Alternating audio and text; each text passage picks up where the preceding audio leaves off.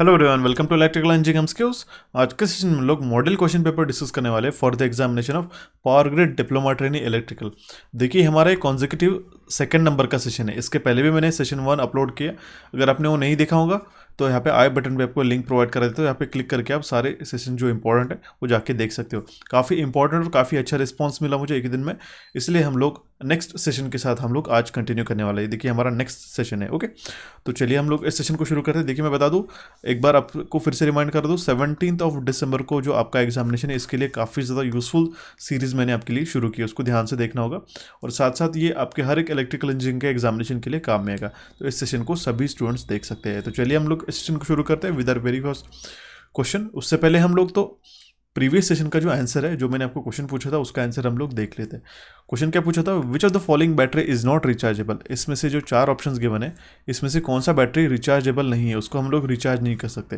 तो उसका correct answer था option B, silver oxide battery. और इसका करेक्ट आंसर दिया है हमें उन स्टूडेंट्स का नाम है मन की बात, सत्यम Patel, Sandeep Kushwaha, Narmada Pal, Yatri engineer, Rohan Shirsat, KL Rathore, Kota Dinesh, Janendra Kumar and Imran Hasan. Shout out you guys. अगर आप भी चाहते हो कि आपका नाम मैं मेरा नेक्स्ट सेशन में लूँ, तो सेशन को ध्यान से देखना होगा। सेशन के एंड में जो भी मैंने आपको क्वेश्चन पूछा है, उसका करेक्ट आंसर आपको हमें कमेंट बॉक्स में कमेंट करना होगा। आई विल सिलेक्ट 10 स्टूडेंट्स, ठीक है, जो लोग आप सबसे पहले करेक्ट आंसर हमें कमेंट बॉक्स में कमेंट करेंगे। I appreciate all of the people as well, but उन सारे स्टूडेंट्स का नाम यहाँ पे कॉल करना पॉसिबल नहीं है। देखिए, ये सेशन है जो हमने प्रीवियस सेशन लिया था, ठीक है, model question paper for the power grid diploma trainee first session था, ठीक है। उसी में मैंने आपको एक क्वेश्चन पूछा था एंड में, ठीक है। तो हम लोग इस सेशन को शुरू करते हैं। देखते सबसे पहला क्वेश्चन क्या है हमारे पास। Two incandescent bulb rated respectively as P1 and P2 for the operation at a specified main voltage are connected in a series across the main। हमारे पास 2 incandescent बल्ब है। ये फर्स्ट बल्ब हो गया, सेकेंड बल्ब है, ठीक है। वो हमने सीरीज कनेक्ट कर दिया मेन्स सप्लाई के। Total power supplied by the mains to the 2 bulb will be, ये बल्ब 1 है, ठीक है, एंड दिस इज बल्ब 2। तो यहाँ पे टोटल पावर सप्लाई कितना हो जाएगा बाय मीन्स इन बल्ब के कॉम्बिनेशन को, ये हमें क्वेश्चन में पूछा गया था। देखिए, मैं आपको बता दूं, लाइट्स के ऊपर एक सेशन हमने चैनल पे ऑलरेडी अपलोड किया है, उसमें मैंने सारे कॉन्सेप्ट्स क्लियर किए। वो जाके देखना होगा आपको, काफ़ी इंपॉर्टेंट है। उसमें से 100% 1 से 2 क्वेश्चन आपको डेफिनेटली बनते हैं, ठीक है। मैंने सारे कॉन्सेप्ट्स और उसमें जो भी टर्मिनोलॉजीज है हमने वहाँ पर क्लियर किए, ठीक है। वो प्लीज़ जाके देखिएगा, आपके PGCET के एग्जामिनेशन के लिए काफ़ी ज़्यादा यूजफुल रहेगा। मैं बता दूँ, एक क्वेश्चन 100% वहाँ से आएगा, ठीक है। तो जो पावर एब्सॉर्ब होगा बल्ब 1 से, तो वो होगा हमारा P1, और वो क्या रहेगा हमारा V²/R1। इसका जो इंटरनल रेजिस्टेंस रहेगा, ठीक है, एवरी बल्ब का इंटरनल रेजिस्टेंस रहेगा। जैसे ये एक बल्ब है, तो इसका कुछ इंटरनल रेजिस्टेंस है और इसका कुछ इंटरनल रेजिस्टेंस है। सिमिलरली हमारा P1 क्या आ जाएगा, एक तो हम लोग I²R लिखेंगे या फिर V²/R। तो यहाँ पे पावर हम लोग निकालेंगे V²/R1 से, ठीक है। सिमिलरली हमारे पास P2 क्या रहेगा, वो रहेगा हमारे पास V²/R2, करेक्ट। और R इक्वेलेंट क्या रहेगा, दोनों भी सीरीज में कनेक्टेड है, तो R इक्वेलेंट हमारे टोटल एडिशन हो जाएंगे, that means R1 + R2, correct. तो हम लोग जो अगर फाइनल इक्वेशन निकालते हैं इसका, तो क्या हो जाएगा हमारा टोटल पावर सप्लाई कितना होगा, V/R1 + R2, ठीक है, will be equals to V²। या R1 और R2 की वैल्यू सब्स्टिट्यूट कर देते, P1 इसके नीचे आ जाएगा, वो क्या हो जाएगा हमारा V²/P1 + V²/P2। इसको अगर हम लोग सॉल्व करते तो you will get simply as a P1 × P2 upon P1 + P2, ठीक है। ऑप्शन ए इसका करेक्ट आंसर हो जाएगा। काफ़ी सिंपल सा क्वेश्चन था, और ये बात आपको ध्यान में रखनी है कि मैं आपको इतना सारा समझाया, इससे आप एक कंक्लूजन निकाल सकते हैं। अगर 2 बल्ब सीरीज में कनेक्टेड है तो टोटल पावर पूछा जाए, तो आप सिंपली ये फार्मूला लगा के आप इसको सॉल्व कर सकते हैं। क्या फार्मूला है, P1 × P2 upon P1 + P2 will be our final answer, ठीक है। ऑप्शन ए इसका करेक्ट आंसर था। देखते हैं हमारा next question, which is question number 2। An AC current is given by I = 100 sin 100 pi amperes. It will achieve a value of 50 amperes at 50 amperes का current जो है एक साइनोसाइडल करंट है हमारे पास, ठीक है। 50 amperes का करंट वो कौन से टाइम पे अचीव करेगा, ठीक है। ये टाइम का एक्सिस रहता है, वाई एक्सिस, और ये हमारा क्वांटिटी, ठीक है, I एम्पियर्स में, ओके। तो 50 एमपी से कब अचीव करेगा, हमें क्वेश्चन में पूछा गया। तो ये तो वैल्यू कौन सी रहती है, ये तो आई की जो वैल्यू है ये है हमारी इंस्टेंटेनियस वैल्यू, इसे हम लोग इंस्टेंटेनियस वैल्यू कहते हैं। तो ये इंस्टेंटेनियस हम लोग कोई भी इंस्टेंट पे जो वैल्यू लेते हैं करंट का, वो हम लोग हमारा रहता है इंस्टेंटेनियस वैल्यू। और जो स्टैंडर्ड इक्वेशन रहता है हमारे करंट का, वो क्या रहता है हमारा, I is equals to I M sine of omega T plus five, correct. ये तो स्टैंडर्ड इक्वेशन हो गया। अभी यहाँ पे क्वेश्चन में क्या पूछा गया कि एसी करंट यहाँ पे गिवन है, उसका वैल्यू गिवन है 100 साइन 100 पाई टी। तो इसमें हम लोग वैल्यू सब्स्टिट्यूट करते हैं और आई का वैल्यू गिवन है हमारे पास। ये पूछा गया इसमें से कौन से टाइम पे ये वैल्यू होगा, यही तो हमें निकालना है। तो हम लोग इसमें सब्स्टिट्यूट कर देते, 100 sine of 100 pi t will be equals to 50। ये आई का ही वैल्यू हमें इसमें सब्स्टिट्यूट करना पड़ेगा। तो अगर हम लोग टी का वैल्यू निकाल लेते हैं तो टी का वैल्यू क्या आ जाएगा, उससे पहले भी हम लोग अगर इसको सॉल्व करते तो इसमें क्या आ जाएगा, 100 pi T is equals to pi by 6, correct. ये अगर आप इसको सॉल्व कर लेते तो that means T will be equals to 1/600 seconds, ठीक है। दैट मीन्स ऑप्शन सी हमारा करेक्ट आंसर आ जाएगा। 1/600 सेकंड्स पे ये हमारा जो करंट का वैल्यू है इंस्टेंटेनियस वैल्यू का, ये 50 एम्पियर्स अचीव करेगा, ठीक है। ऑप्शन सी इसका करेक्ट आंसर था। Now will see the next question and which is a very important question. ये बेसिक इलेक्ट्रॉनिक्स में से एक क्वेश्चन 100% पूछा जाता है। एक तो इम्प्योरिटी पूछा जाता है उसमें से, या फिर कौन सी इम्प्योरिटी ऐड करते हैं ये पूछा जाता है। 100% आप लिख के ले लो, एक क्वेश्चन इसमें से आप हर एक एग्जामिनेशन में एक्सपेक्ट कर सकते हैं। देखिए इसमें क्वेश्चन में क्या पूछा गया है, which type of impurity is added to the pure semiconductor to get an P type of semiconductor. देखिए दो टाइप ऑफ सेमीकंडक्टर्स रहते हैं, एक तो ये पी टाइप हो गया और ये तो हो गया N type, okay. N type semiconductor का हम लोग किससे फॉर्म करते हैं, वो तो हम लोग फॉर्म करते हैं पेंटावैलेंट से। और पी टाइप हमारा रहता है हमारा ट्राईवैलेंट। अगर हमारे जो प्योर सेमीकंडक्टर जैसे सिलिकॉन है, ठीक है, या फिर हमारा जर्मेनियम हो गया, इसके अंदर अगर हमारे इम्प्योरिटीज़ ऐड करते हैं तो जाके हमारे पी टाइप या फिर एन टाइप ऑफ सेमीकंडक्टर हमारे बनते हैं, ठीक है। अगर हमारा एन टाइप ऑफ सेमीकंडक्टर हमें बनाना होगा तो हम लोग पेंटावैलेंट इम्प्योरिटीज़ ऐड करते हैं, यहाँ पे मैं लिख लेता हूँ, ठीक है। और एन टाइप के लिए ओके, और पी टाइप के लिए हमारे पास ट्राईवैलेंट, ठीक है।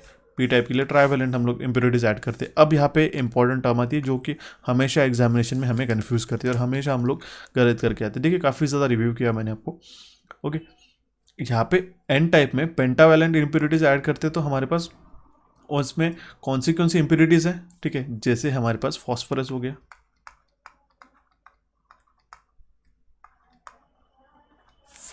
गया, ठीक है, आर्सेनिक हो गया, ठीक है, देन हो गया हमारा एंटीमनी। ये आप चीज़ें ध्यान में रखो, ठीक है। फॉस्फोरस, आर्सेनिक, एंटीमनी पेंटा में आती है जो कि N type of semiconductor form करता है।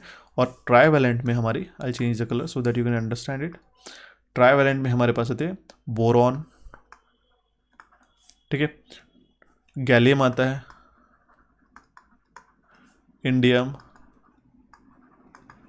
And aluminium. ये आप ध्यान में रखिएगा, पेंटा में boron, gallium, indium and aluminium, ये हमारी एक्सेप्टर इम्प्योरिटीज भी हम लोग इसको कहते हैं,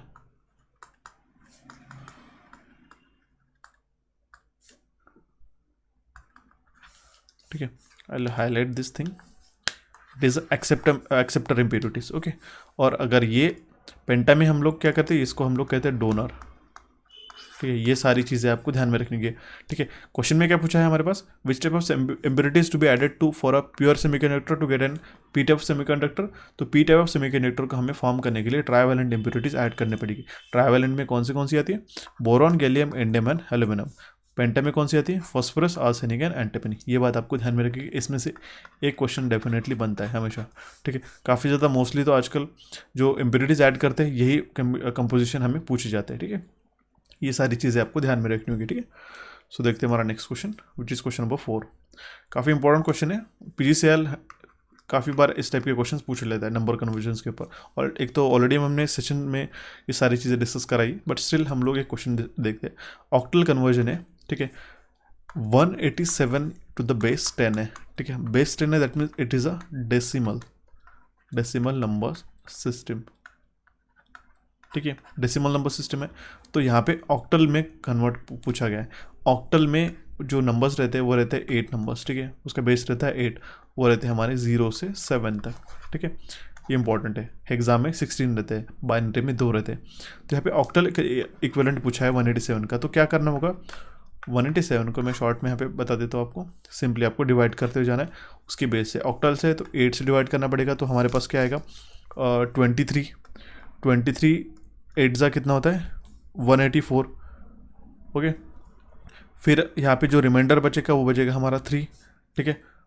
187 में से 184 गया तो हमारा रिमाइंडर 3 बचा, तो हम लोग यहाँ पे लिख लेंगे, ठीक है। फिर से हमें 8 से डिवाइड करना पड़ेगा, तो 8 2 जा 16, ठीक है। रिमाइंडर कितना आया हमारे पास 7, ठीक है। 23 माइनस 16, देखिए हमारा, हम लोग इसके बियॉन्ड नहीं जा सकते। जो रिमाइंडर हमारे पास बचता है वो हमें यहाँ पे राइट में लिखते हैं। अभी हमें इसका वैल्यू आ गया, अभी हम लोग उसको 8 से और डिवाइड नहीं हो पाएगा, ठीक है।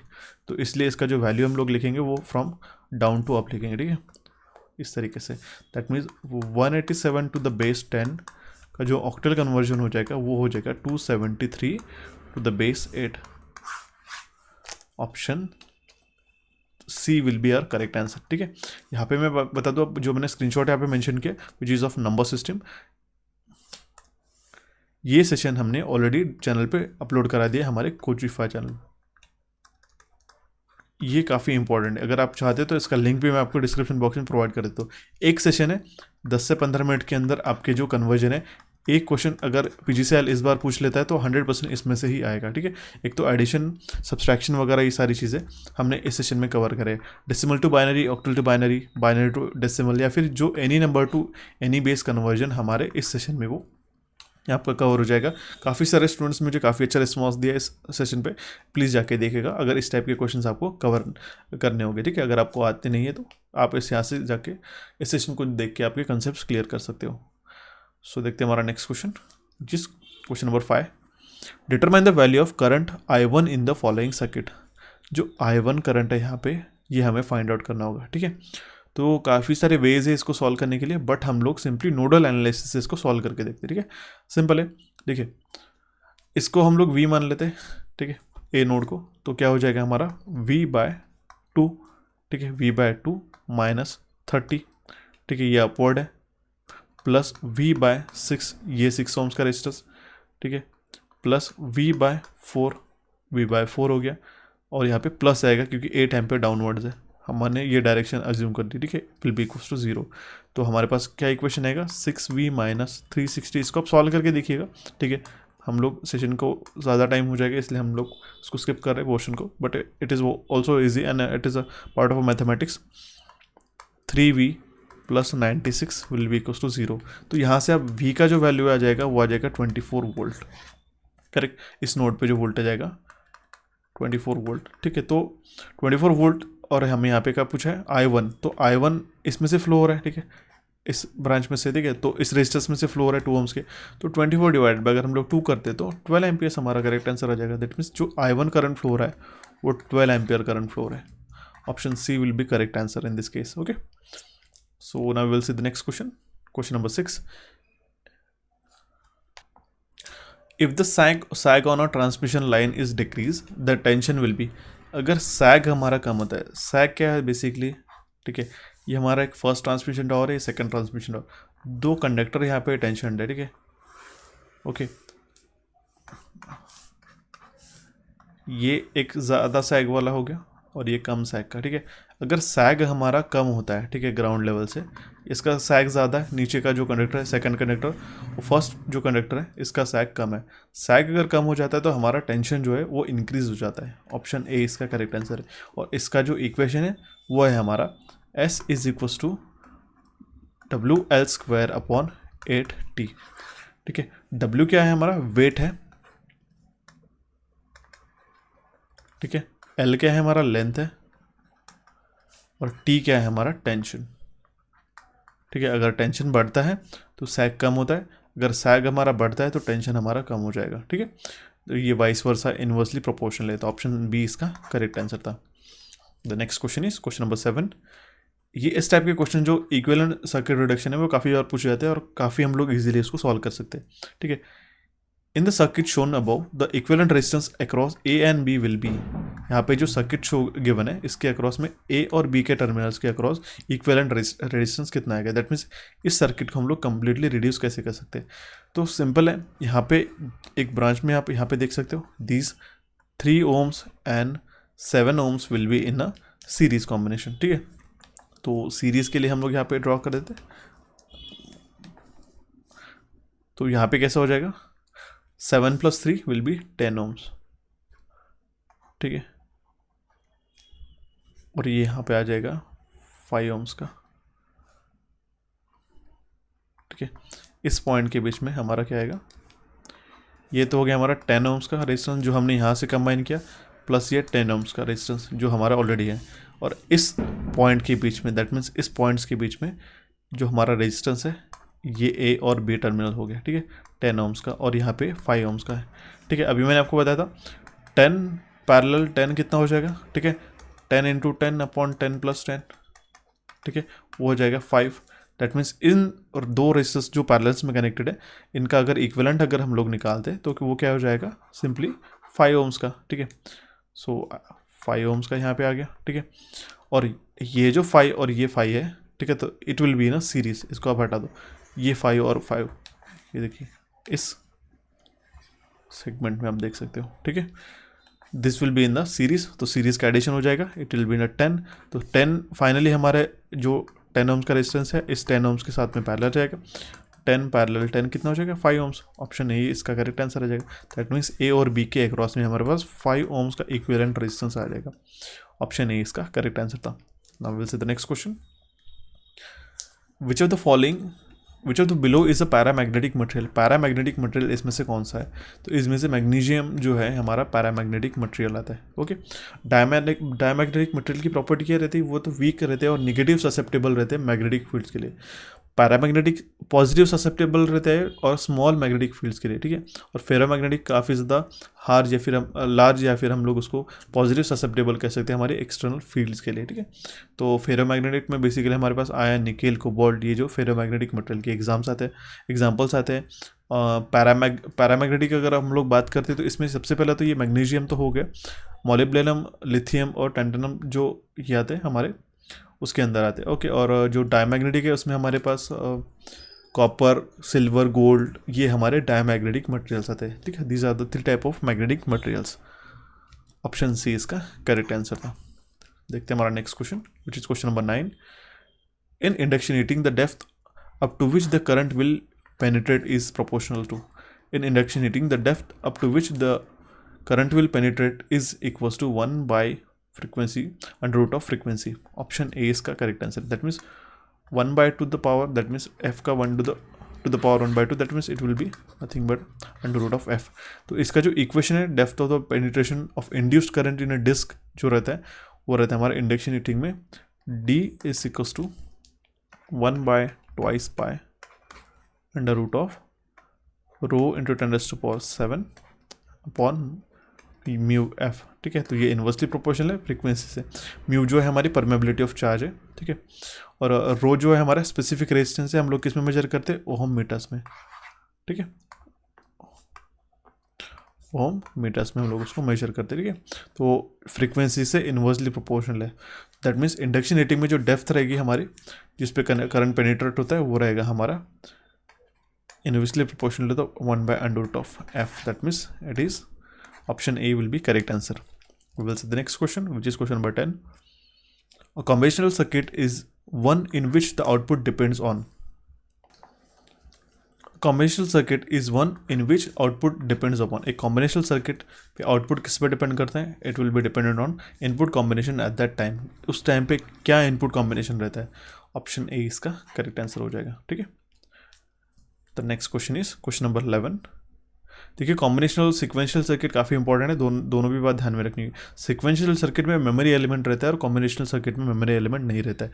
जिससे अगर हम लोग एक डिफरेंस में आपको यहाँ पे बता देता हूँ कॉम्बिनेशनल सर्किट का और यहाँ पे सिक्वेंशियल सर्किट का। जो सिक्वेंशियल सर्किट्स में हमारे पास लैचेस आते हैं, ठीक है, फ्लिप फ्लॉप आते हैं और counter,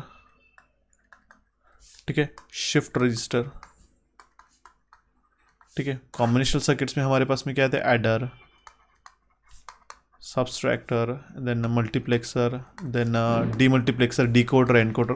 these are type of combinational circuit. And sequential circuits में लैचेस, फ्लिप फ्लॉप, काउंटर और शिफ्ट रजिस्टर ये आते हैं, ठीक है। ये एक छोटी सी चीज़ थी, अब मैंने आपको बता दिया। The next question is, in an electrical measuring instrument the controlling torque is also known as. Measuring instrument में जो कंट्रोलिंग टॉर्क रहता है हमारा, वो उसको हम लोग क्या कहते हैं। हमारा next question which is question number 12, what will be the magnetic potential difference across a 4 centimeter long air gap in a magnetic field of 400 ampere turns per meter. What will be the magnetic potential difference? यहाँ पे magnetic potential difference क्या है हमारा, इसको हम लोग क्या कहेंगे, इसको हम लोग कहेंगे MMF, मैग्नेटोमोटिव फोर्स। ये it is nothing but a magnetomotive force. तो हमारे पास क्या है, क्या क्या गिवन है यहाँ पे, हमारे पास मैग्नेटिक फील्ड है 400 एम्पियर टर्न्स पर मीटर का, ठीक है, और जो डिफरेंस है उसका लेंथ है, ठीक है, 4 सेंटीमीटर का। तो हमारे एयर गैप लेंथ तो हमारी 4 सेंटीमीटर की है, ओके, और मैग्नेटिक फील्ड है 400 एम्पियर टर्न्स पर मीटर के। तो मैग्नेटिक पोटेंशियल डिफरेंस रहेगा, वो रहेगा हमारा 400 इंटू 4 इंटू 10⁻⁻²। सेंटीमीटर्स में हम लोग इसमें मल्टीप्लाई करेंगे तो आ जाएगा हमारे पास 16 एम्पियर टर्न्स। यही हो गया हमारा MMF, ओके। MMF हम लोग किससे डिफाइन करते हैं, फ्लक्स इंटू रिलक्टेंस, ओके। या फिर हम लोग MMF इज इक्वल टू क्या हो जाएगा, NI, N क्या हो गया, नंबर ऑफ टर्न्स, और I हो गया हमारा करंट इन एम्पियर्स। फ्लक्स हम लोग कैसे लिखते हैं, ठीक है, फाई वो हो गया B इंटू A, और रिलक्टेंस अगर हम लोग लिखना है S को, जिससे हम लोग डिफाइन करते हैं, वो हो जाएगा 1/μA। या फिर हम लोग कुछ इस तरीके से भी लिख पाएंगे MMF को, it will be phi into S, so क्या हो जाएगा BL/μ, that means μHL/μ will be equals to HL। Okay, these are the one of the ways of this calculating this 16 ampere turn. इसका correct answer रहेगा magnetic potential difference, उसी को हम लोग कहेंगे MMF। ओके, सो देखते हैं अभी हमारा next question which is question number 13। Diode will work satisfactory in. Diode का जो बेसिक ऑपरेटिंग रहता है, basic normal diode, PN junction diode, वो हमारे कौन से रीजन में ऑपरेट करता है, वो हमारा ऑपरेट करता है forward, that means forward biasing में ही वो ऑपरेट करता है, फॉरवर्ड करंट में, या फिर उसको हम लोग क्या कहेंगे, फर्स्ट क्वाड्रेंट। देखिए अगर आपने इसका ग्राफ देखा होगा, इसकी कैरेक्टरिस्टिक्स देखी होगी, ये कुछ इस तरीके से इसका कैरेक्टरिस्टिक्स रहता है। वाई एक्सिस पे हमारा हो गया करंट, एक्स एक्सिस पे हमारा क्या हो गया, हमारा वोल्टेज, ठीक है। ये थ्रेशोल्ड वोल्टेज रहता है हमारा 0.7 वोल्ट जो सिलिकॉन डायोड्स के रहता है, और ये लीकेज करंट है, और ये हमारा रिवर्स वोल्टेज, ठीक है, VZ जिसको हम लोग कहेंगे। इट इज़ ये तो लीकेज करंट हो गया, और ये हो गया हमारा एवलेंच रीजन, ठीक है। तो ये फर्स्ट क्वाड्रेंट में ही हमारा ये फॉरवर्ड करंट जो है हमारा यहाँ पे जो फ्लो होता है, तो यही हमारा इसका ऑपरेटिंग रीजन है, ठीक है। That means diode will satisfactory work in first quadrant only. Option D इसका करेक्ट आंसर था। Now we will see the next question which is question number 14। In an alternator, if the winding is short pitch by 60 electrical degrees, its pitch factor will be। अगर alternator के अंदर winding short pitch है 60 electrical degree से, तो उसका pitch factor कितना हो जाएगा, ठीक है। सिंपल है, पिच फैक्टर दैट मीन्स हम लोग किससे डिफाइन करते हैं, KC will be equals to cos of N α/2। ये N क्या है हमारा, nth हार्मोनिक्स के लिए है हमारा, ठीक है, nth हार्मोनिक्स के लिए। बट और अभी जो हमारा अल्फ़ा जो है, अल्फ़ा क्या है हमारा, ये शॉर्ट पिच एंगल है डिग्रीज में, ठीक है। तो अल्फ़ा का वैल्यू है 60 इलेक्ट्रिकल डिग्री, तो cos of 60/2 that means cos of 30 का वैल्यू क्या आ जाएगा, 0.866, ठीक है। तो ये जो है हमारा पिच फैक्टर क्या आ जाएगा, KC, वो हो जाएगा हमारा 0.866। ऑप्शन डी इसका करेक्ट आंसर हो जाएगा, ठीक है। देखते हैं हमारा next question which is question number 15। Which of the following is required in a series RLC circuit to get Q is less than equals to 1? Important question है, ध्यान से देखिएगा। सीरीज RLC सर्किट में क्वालिटी फैक्टर किससे हम लोग define करते हैं, Q is equals to 1/R√L/C, ठीक है। तो XL जो है हमारा रहता है क्या, इंडक्टिव रिएक्टेंस रहता है, R जो रहता है रेजिस्टेंस रहता है।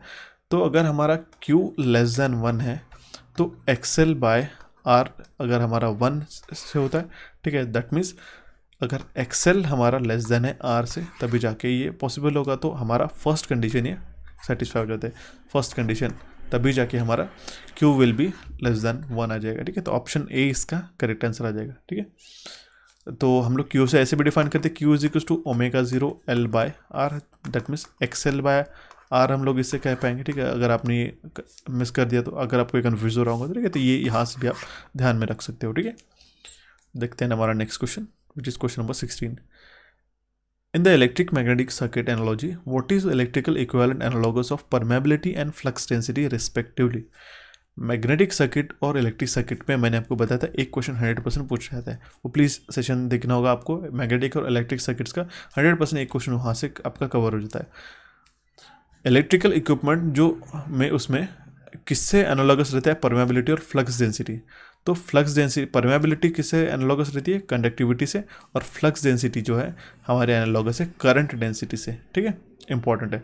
मैग्नेटिक सर्किट और इलेक्ट्रिक सर्किट में देखिए मैं आपको बता दूँ, मैग्नेटिक सर्किट और इलेक्ट्रिक सर्किट में I show you the difference. अगर हमारे यहाँ पे फ्लक्स आते हैं तो यहाँ पे अगर हमारे पास क्या आता है, करंट आता है, ठीक है।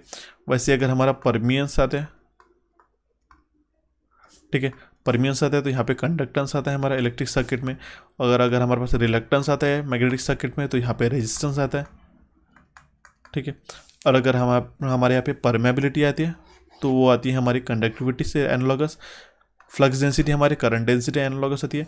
मैग्नेटिक फील्ड यहाँ पे मैग्नेटिक सर्किट में रहता है, इलेक्ट्रिक फील्ड हमारा इलेक्ट्रिक सर्किट में रहता है। मैग्नेटोमोटिव फोर्स मैग्नेटिक सर्किट्स में रहता है और इलेक्ट्रोमोटिव फोर्स हमारे इलेक्ट्रिक सर्किट में रहता है। This are the analogy between electric and magnetic circuit. Option A इसका करेक्ट आंसर था। I will shift to the next question, question number 17। The most important consideration in a power amplifier is, सबसे important consideration क्या है power amplifier में, biasing circuit, collector efficiency, या फिर to keep the transformer cool, या फिर none of this. So most important question है ये, ठीक है। जो हमारा पावर एम्पलीफायर में मोस्ट कंसिडरेशन हमारा क्या रहता है, ठीक है, इंपॉर्टेंट की कलेक्टर एफिशिएंसी कितना है। ऑप्शन बी इसका करेक्ट आंसर है। और ये हमारे पास किस लिए रहता है, ताकि हम लोग मैक्सिमम पावर जो है हमारे लोड की तरफ लाउड स्पीकर के जो हमारा रहता है वहाँ पे उसमें हम लोग ट्रांसफ़र कर पाए, ठीक है। इसीलिए हमारी collector efficiency main role play करती है पावर एम्पलीफायर्स के डिजाइनिंग में, ठीक है। ऑप्शन बी इसका करेक्ट आंसर था। We will see the next question which is question number 18। Two long parallel conductors are placed 10 mm apart from each other, carrying a current of 150 amperes. What will be the force per meter length of each one? ठीक है, simple question है। दो long parallel conductor से जो 10 metres एक दूसरे के पास में प्लेस किया गया है, ठीक है। तो वो करंट कैरी कर रहा है 150 एम्पियर्स का, तो उसमें फोर्स पर मीटर लेंथ निकालना है। तो वो क्या हो जाएगा, F by L is equals to μ0 I1 into I2 upon 2 pi D, correct. तो डिस्टेंस कितने हैं हमारे पास में, 10 इंटू 10⁻³ mm में पूछा गया, ठीक है। mm में ऑलरेडी पता है। I1 और I2 का हमारा वैल्यू कितना है, 1 एम्पियर्स, ओके, तो 150 एम्पियर्स, ठीक है। I1 और I2 क्योंकि दो कंडक्टर्स है यहाँ पे, ठीक है। तो हम लोग F बाय L क्या हो जाएगा, that means force per metre length F by L will be equals to 4 pi into 10⁻⁷ μ0 का value into 150 upon 2 pi into 10 into 10⁻⁻3। Distance यहाँ पे गिवन था, तो इसका क्या वैल्यू आ जाएगा, 0.45 newton metre. That means option A will be correct answer in this case, ठीक है। We will see the next question. Which of the following method is strongest tool to determine the stability and transient response of the system? इसमें से जो चार यहाँ पे Routh Hurwitz criteria, Bode plot, Nyquist plot and root locus, इसमें से कौन सा स्ट्रॉन्गेस्ट टूल है स्टेबिलिटी और ट्रांजिएंट रिस्पॉन्स सिस्टम का फाइंड आउट करने के लिए, तो वो रूट लोकस है। ऑप्शन डी है, ये इंपॉर्टेंट है, क्वेश्चन ध्यान में रखिएगा। रूट लोकस हमारा इसमें से करेक्ट आंसर आ जाएगा, okay. The next question is question number 20। How many types of dependent sources are there, dependent sources कितने हैं। इंपॉर्टेंट क्वेश्चन है, बेसिक सा क्वेश्चन है, ठीक है। अगर आपको इसका बेसिक्स अगर आपने पढ़ा होगा तो, ठीक है। डिपेंडेंट सोर्स हमारा वोल्टेज सोर्स रहता है, करंट सोर्स रहता है, उसका वैल्यू डिपेंड करता है वोल्टेज और करंट पे दूसरे नेटवर्क पे, ठीक है। उसी को हम लोग क्या कहते हैं, कंट्रोल्ड सोर्सेस।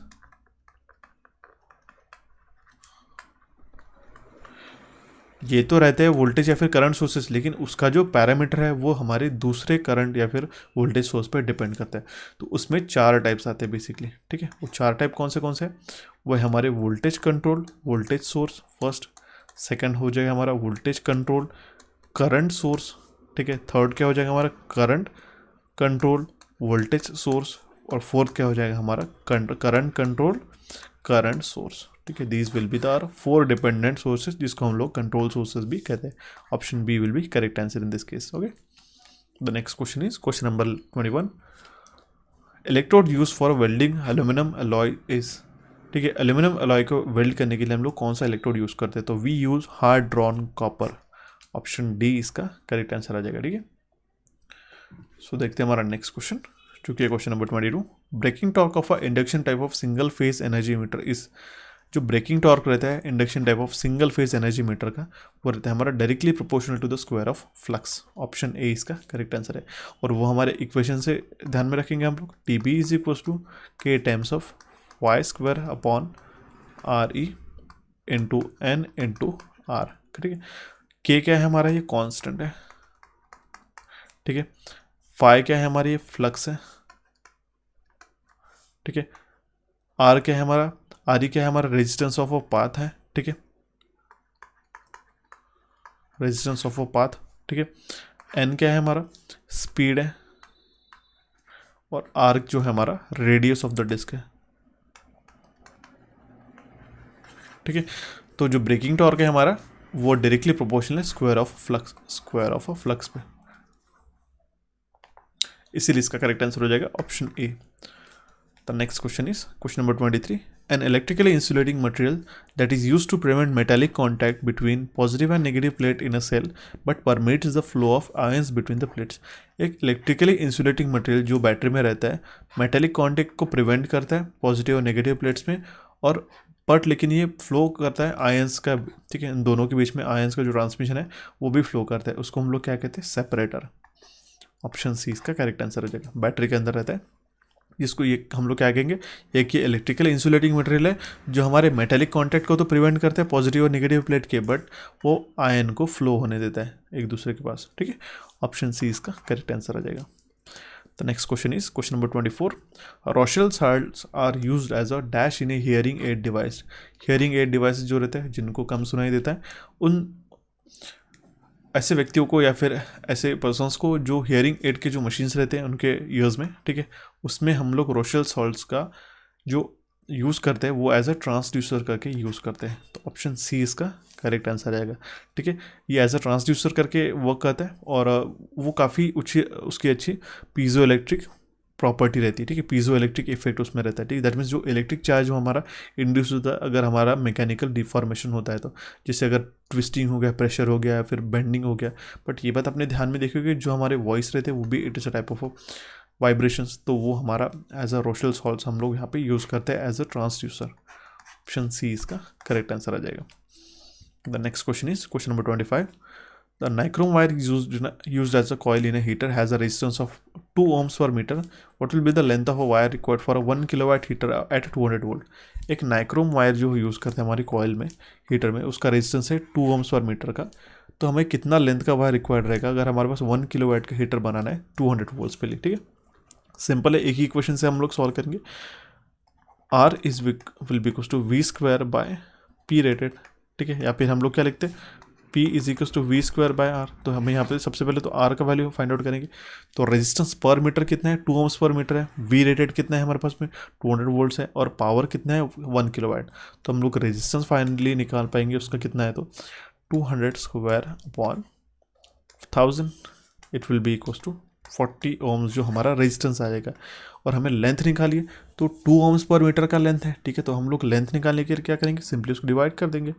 40 को अगर हम लोग 2 से डिवाइड करते थे तो हमारे पास सिंपली ये मीटर, दैट मीन्स लेंथ का वैल्यू हो जाएगा 20 मीटर्स, ठीक है। इसी तरीके से सिंपल क्वेश्चंस आपको ध्यान में रखने के एग्जाम से आगे आने वाले हम लोग सेशंस में काफ़ी difficult, moderate to difficult level के क्वेश्चंस को अभी हम लोग डिस्कस करेंगे, ठीक है। तो these were the important question for this session, ठीक है। नेक्स्ट सेशन के लिए मैं आपको क्वेश्चन छोड़ के जा रहा हूँ। क्वेश्चन क्या है? Which of the which one is increase when a negative feedback voltage is applied to amplifier. इसमें से करेक्ट आंसर आपको हमें कमेंट बॉक्स में कमेंट करना होगा, ठीक है। सो आई होप गाइस आपको सेशन समझ में आएगा। हमारे नए चैनल कुछ वे को यहाँ पे आप क्लिक करके सब्सक्राइब कर सकते हैं। आप पीडीएफ्स के लिए हमारे टेलीग्राम चैनल को ज्वाइन करें, इंस्टाग्राम पेज को भी आप फॉलो करके देखिएगा। So guys for the next time I will see you and have a nice day.